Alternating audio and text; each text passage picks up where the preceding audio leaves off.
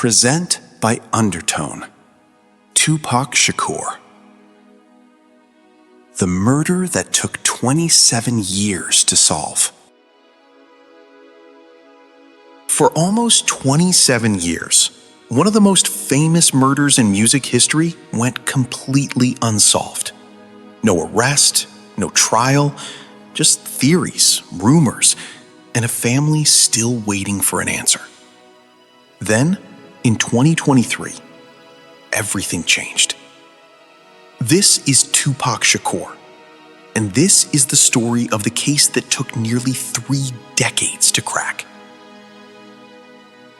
He was born Lesane Parish Crooks, June 16, 1971, in Brooklyn. His mother renamed him weeks later, Tupac Amaru Shakur, after the last Incan emperor of Peru, a man who was executed for standing up to an empire. She couldn't have known how much that name would end up fitting. His mother, Afeni Shakur, was a Black Panther. When she was pregnant with him, she was on trial facing decades in prison. She represented herself in court. She won. Tupac was born a month later. That's the opening scene of his life. Before he'd even taken a breath, he was already proof that his mother didn't back down from anything. His childhood never stayed still. Different cities, different apartments, rarely enough money. But somewhere in all that instability, he was quietly becoming something nobody around him expected: a poet. He trained in ballet and acting at the Baltimore School for the Arts. He carried books of poetry on tour the way other rappers carried jewelry. Before he ever wrote a rap verse, he was writing poems. By the late 80s, he was dancing and hauling equipment for a group called Digital Underground. 4 years later, in 1991, he dropped his own debut album. It didn't just launch a career. It hit like a warning shot. Police brutality, poverty, the reality of being young and Black in America, delivered with a clarity that made people flinch. Because that was exactly the point. Here's what made Tupac different from almost everyone else in the genre. The line between his art and his actual life kept getting thinner, and the more famous he got, the faster that line disappeared completely. By the mid-90s, Tupac wasn't just one of the biggest names in music. He was also one of the most legally cornered men in America. In 1994, he was shot 5 times in the lobby of a New York recording studio, robbed and left for dead. He survived.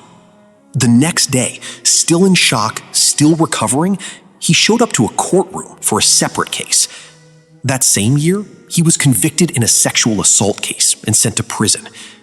He recorded most of his biggest album from behind bars. Death Row Records boss Suge Knight paid part of his bail to get him out, on the condition that Tupac signed with him. He did. The album All Eyes on Me dropped in 1996 and went straight to #1. Millions of copies sold in a year. By then, Tupac had fully leaned into the thug life persona that made headlines, even while songs about fatherhood, struggle, and lifting up his community sat on the very same records. Both versions of him were real. Neither one canceled out the other.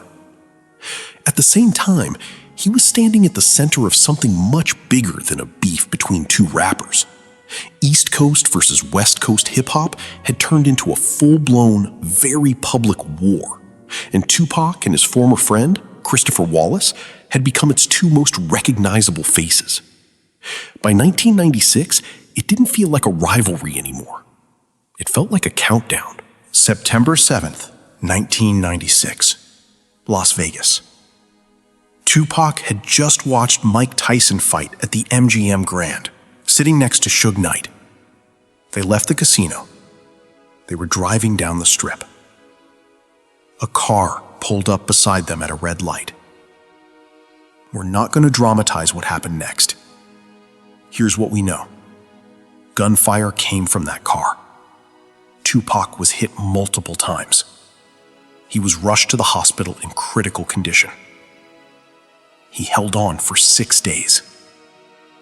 On September 13th, 1996, Tupac Shakur died. He was 25. For almost 27 years, nobody was ever charged. It became one of the most famous unsolved murders in music history, buried under almost as many conspiracy theories as facts. Some fans spent years insisting he'd faked the whole thing and was living somewhere in hiding. He wasn't. His family, the coroner, and the police all confirmed exactly what happened. Then, in 2023, 27 years later, everything changed.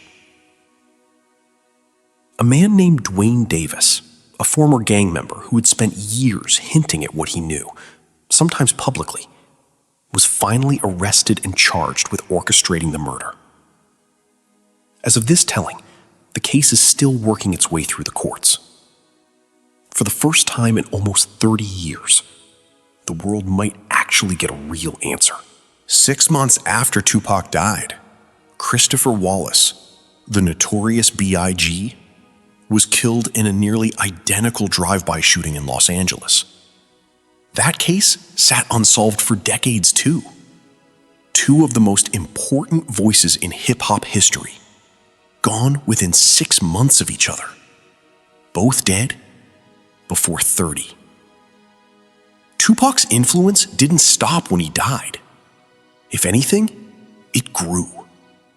Album after album kept getting released posthumously, several of them going platinum. In 2012, a hologram of him performed live on stage at Coachella, in front of a crowd that showed up partly just to see if it was actually going to happen. In 2017, he was inducted into the Rock and Roll Hall of Fame.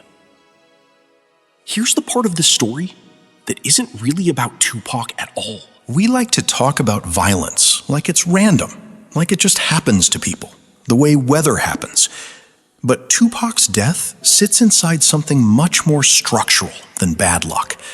Cycles of poverty, retaliation, and rivalry that don't just take one life.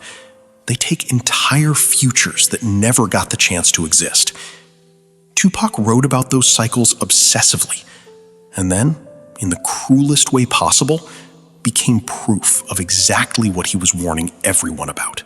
He wanted people to see him as more than the persona that sold his records. In his own interviews, he talked about feeling split between the poet he trained to be and the thug life image the world demanded from him. That tension between who someone actually is and who they're forced to perform didn't die with him. It's still playing out in the careers of young artists right now.